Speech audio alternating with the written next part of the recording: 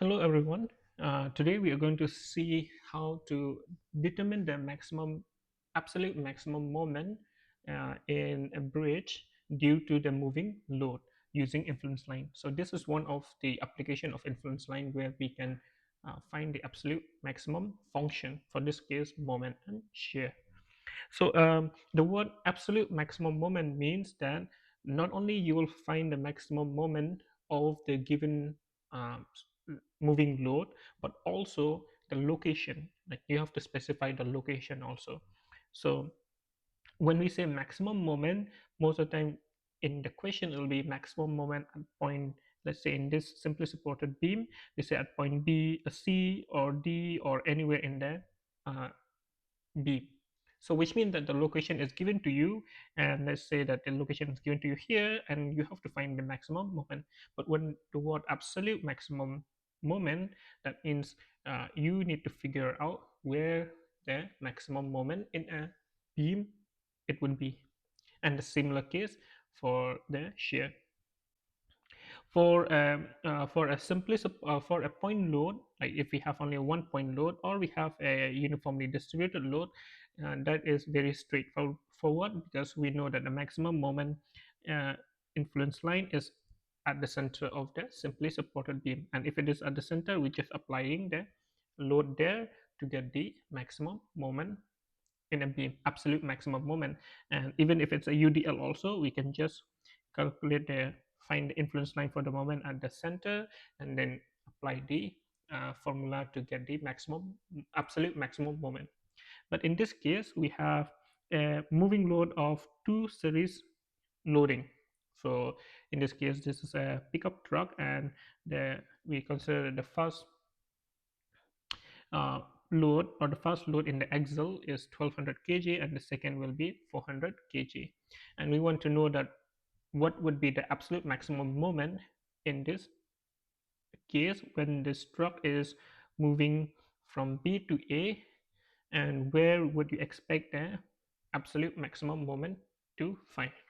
Okay. So the first step in finding the absolute moment for a series loading is to find what is the resultant load. So in this case, we'll find the resultant load Fr is equal to 1600 kg, and then we need to find the Cg x Cg of this resultant force from 1200 kg, or we can call this from F1, and this will be your F2.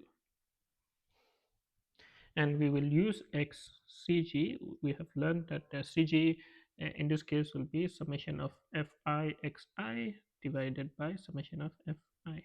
So in this case, we have only 400 multiplied with 8 divided by 1600, and that will give you 2 meter. So this distance is 2 meter from 1200, and then it is 6 meter from f2. So once we find the fr, the steps to find the absolute maximum moment in a beam, we know that the center is around here, which is 15 meter.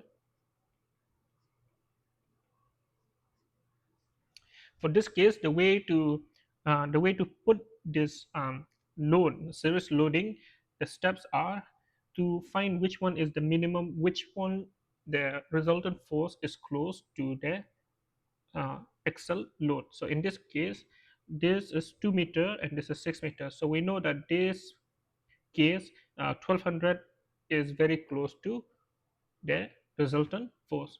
So if that is the case, then half of the distance between fr and f1 will be putting exactly at the center. So I'm going to use a different line. Half of this will be aligned with the center of the beam. Okay. And once we have that, then we know that the f1 from this point is 1 meter, so that will be 1 meter.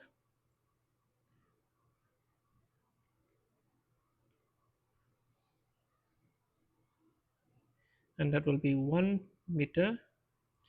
And we know that the total distance is 8 meter for 400 kg.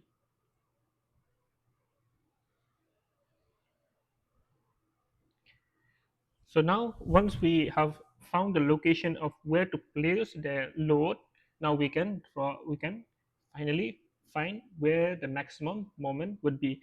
And we know that because we are taking these two cases, so which means that we need to find the maximum moment at where the 1200 load is applied, because we know that the uh, that point will be the highest point. The reason is the highest point is because we know that the py coordinate will give you the maximum value.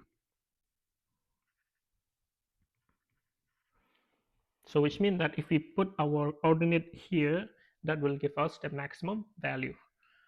So we have to draw um, the influence line for the bending moment at this point, and we apply a Mueller-Breslow principle. So we'll get, this is your length. So we know that we have to apply a unit radian rotation at that point. So that will be rotating counterclockwise, and then the other end will rotate clockwise. And now we can find what is the distance. We know that the distance between the center and this point is 1 meter, so which means that this distance must be 14 meter, and this distance must be 16 meter, such that the total distance will be 30 meter. Okay, so once you have that, we can use, if this is your A and this is your B, so we know that A plus B will be equal to 3 point, sorry, 7.46,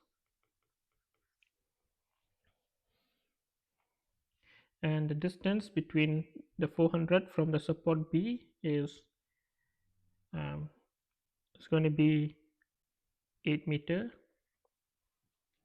because we know that this distance is 7 meter. So here it's 8 meter minus 1 meter, so you get 7 meter, and we know that this is 15, so 7 plus 8 must be 15. Okay, so the reason we calculate that is because we wanted to know the alternate of where the 400 kg will be. So this is the alternate, and that will be h1. So we use similar triangle for this two triangle. We have this big triangle and we have this small triangle. So we have h1 divided by 8 must be equal to 7.46 divided by 16, because this is 16 meter. So that will give you h1 is equal to 3.73. So this will be 3.73 and this will be 7.46. So once we have drawn all, so once we have placed the load in the beam, and now we draw the bending moment, inference line for the bending moment at where the point load. Please remember that we are because we know that this has the least distance, or 1200 is very close to FR. So in this case, this will be your point of interest.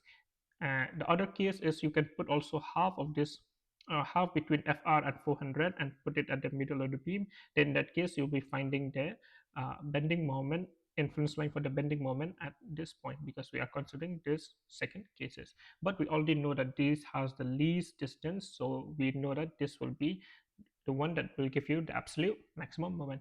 You can do a case and find it, and use the same logic and find it for the case between the 12R and 400. You will see that the value will be the least.